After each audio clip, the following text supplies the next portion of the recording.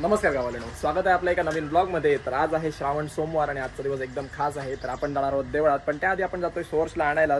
तुम्ही पण देवळात वगैरे जाऊन या, आजचा दिवस एकदम चांगला आहे आणि एकदम 70 वर्षानंतर दिवस आलेला आहे आजचा।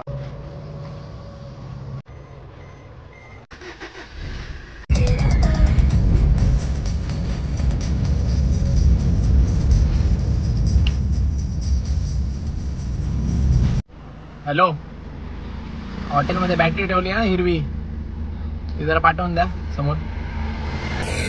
तर आता आपल्याला निघता निघता आठवलं की आपली एक बॅटरी आहे ती खराब झालेली आहे आणि आपल्याला पेमेंट पण करायचं होतं लास्ट बॅटरीचं आपल्या बॅटरीवाल्यांजवळ। तर त्यांच्याजवळ ती बॅटरी रिप्लेस करूया, रिप्लेस इन द सेन्स त्यांना ती देऊया आणि आपण आपल्या जुन्या बॅटरीचं पेमेंट आहे ते पण करूया म्हटलं आतोआतपर्यंत। कारण काय होतंय की मला कुडाला त्याला टाइम भेटत नाही आणि मध्ये मध्ये जेव्हा जातो तेव्हा मला लक्षात राहत नाही द्यायला। तर आता लक्षात आलं म्हटलं बॅटरी पहिली नेऊन देऊया आणि त्यांचं पेमेंट आहे ते पण करून टाकूया म्हणून। तिकीट टाक, तिकीट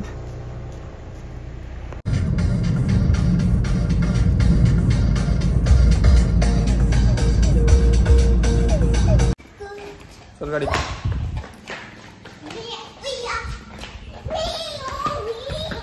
धावू नको पडणार।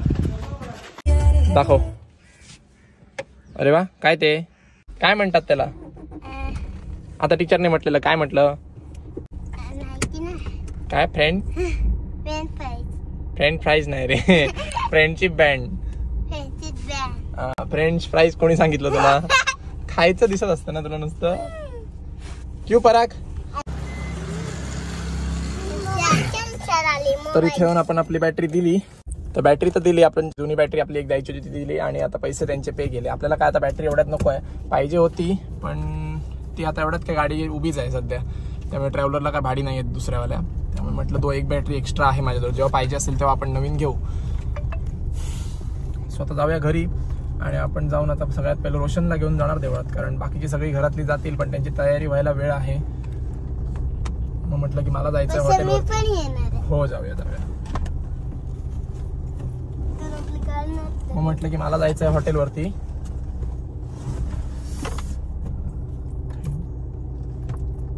मग म्हटलं की मला जायचं आहे हॉटेलवरती, सो मी जातो लवकर देवळात। रोशन म्हणाला मी पण येतो, एकत्रच जाऊया देवळात।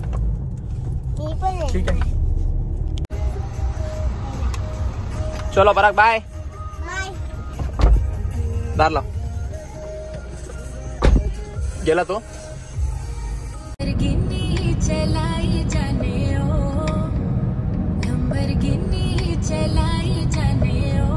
अरे रोशन, नारळ नको आहे, अगरबत्ती फक्त घेऊया।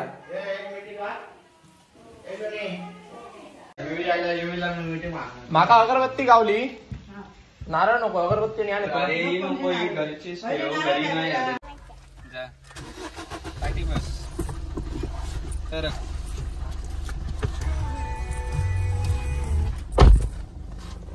तर झालं पुढे नाही।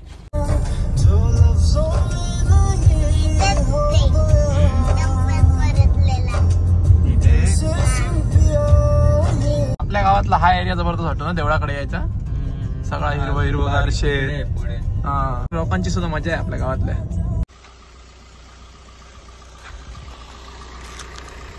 तर आता जे तुम्हाला दुकान दाखवलं ना मी, ते आपल्या गावातलं सगळ्यात जुनं दुकान आहे। जुनं म्हणजे एकदम आत आहे देवळाजवळ, ते कोणी येत पण नाही, पण तरी पण आपल्याला अगरबत्ती पुडा भेटला।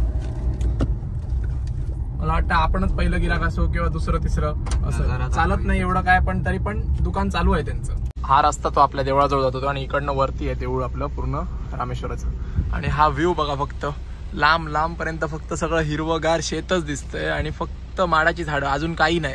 आणि एकदम थंडगार वातावरण आहे इकडे, तर कधी पण आपण इकडे येऊन ना पूर्ण दिवस राहू शकतो, एवढं भारी जबरदस्त वातावरण आहे इकडे। आणि ह्या साईडला पण तसंच आहे पूर्ण सेम। हा एक बेस्ट पार्ट आहे आमच्या देवळाजवळ जाण्याचा, ह्या रस्ता। असा रस्त्यात आपल्याला हे व्ह्यू भेटतो ना जबरदस्त, की असं वाटतं की इकडेच थांबावं पूर्ण दिवस, जबरदस्त। आणि इकडून खाली पाणी वाहत आहे मस्तपैकी।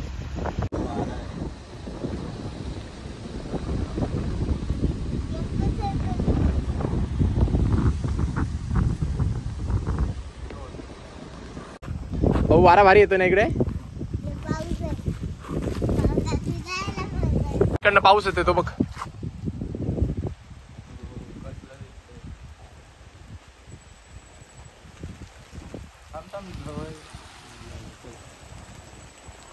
आला ना।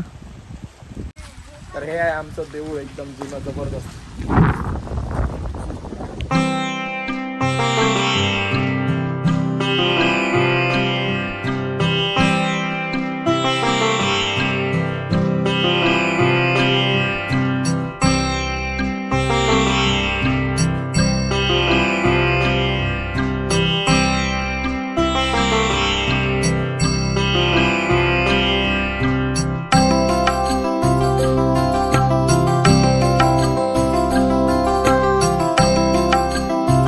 हा दरवेळी जेव्हा इथे येतो ना तेव्हा असाच वाजवत असतोय. तर बरोबर आपल्या रामेश्वराच्या देवळाच्या बाजूलाच हे रवळनाथाचं देऊळ आहे बघा.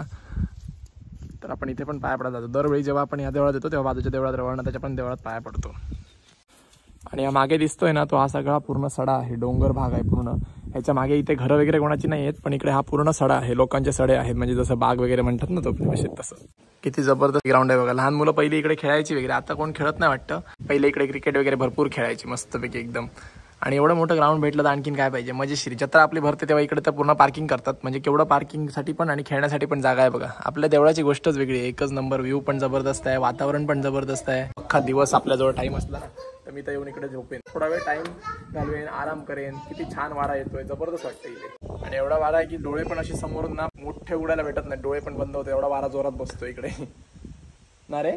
इकडे बघा आपल्या देवळाच्या बाजूलाच बरोबर केवढं मोठं पिंपळाचं झाड आहे आणि हलतंय बघा. केवढ्या वारा आल्यावरती आवाज इथेपर्यंत येतोय बघा. शांत राहिलं तर बरोबर ऐकू येणार. आणि या लोकेशनला गाडी बघा एकच नंबर दिसते, फक्त धुतली पाहिजे पण एक नंबर जबरदस्त दिसते, सेक्सी. रामेश्वर मंदिर देवस्वांबाडे बांधकाम करण्यास शासनाची परवानगी मिळालेली आहे आणि अंदाजित 1,55,00,000 रुपयाचा खर्च अपेक्षित आहे. तर जबरदस्त. आता देऊळ पण आपलं एक नंबर होणार आहे. जुनं आहे देऊळ, त्यामुळे आता ते बांधकाम करतायत, पण एक नंबर होणार आहे. चांगली गोष्ट आहे, प्रगती आहे. आणि आमच्या गावचा रोड एवढा बारीक आहे ना, कधी पण कोण पण सुसाट येतं. टू व्हीलर वाले तर एकदम सुसाट येतं आणि एकदम टर्न आहेत ना, आणि सगळीकडे झाड वाढलेली वगैरे आहेत, त्यामुळे एकदम सांभाळून चालावं लागतं. तुम्ही पण जर येत असाल किंवा आपले गाववाले पण बघत असतील तर त्यांना पण सांगतो सावकाश चला. समोरून पण गाड्या कधी कधी फास्ट येतात, आपणच नाही चालवणारे असतो, बाकी पण इतर कोण कोण लोक आहेत. आणि मगाशी तुम्हाला दाखवायला विसरलो, आपल्या गावात जाताना सगळ्यात पहिला गेट लागतो आणि त्याच्या त्या साईडला बघा दाखवतो तुम्हाला. आता आपल्या रेल्वे स्टेशन आहे, झाराप रेल्वे स्टेशन. इथून सरळ 100 मीटर वरतीच बरोबर रेल्वे स्टेशन आहे. मम्मी काय गेली आहे ती का सांग, हॉटेलवर गेले मॅडम मी.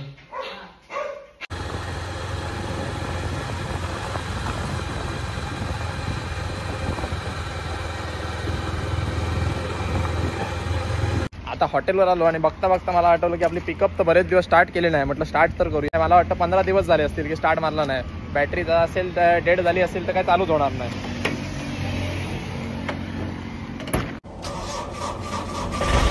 झाली स्टार्ट झाली. नशीब मरत झाली. मला वाटलं आता होतच नाही स्टार्ट.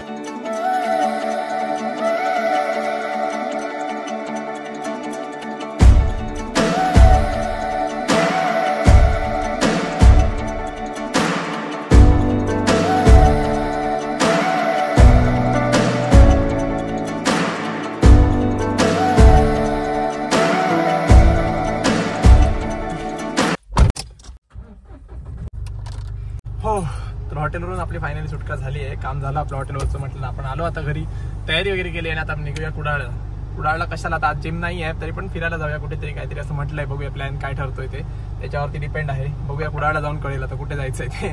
तुम्हाला पण पुढे गेल्यावर कळेल आणि मला पण पुढे गेल्यावरतीच कळेल.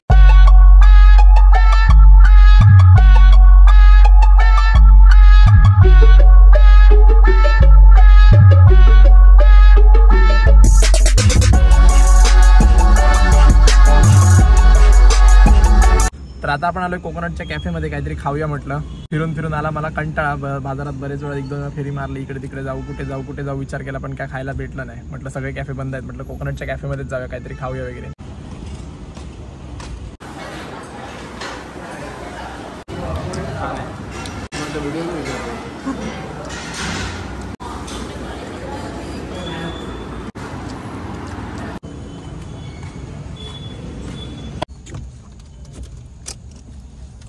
सगळं खाऊन पिऊन मस्तपैकी पोट भरून आता निघालोय मी हॉटेलवरती जायला. हॉटेलवरती जाणार आपल्याला काम केलं पाहिजे. आणि तुम्हाला एक गोष्ट सांगतो, आपल्या या ब्लॉग चॅनलमध्ये तुम्हाला सगळ्या प्रकारच्या गोष्टी दिसणार, गाड्यांपासून तुम्हाला डेली लाईफ पासून सगळं. तुमच्या भावाला असाच सपोर्ट करा, आपला ब्लॉग चॅनल पुढे घ्या.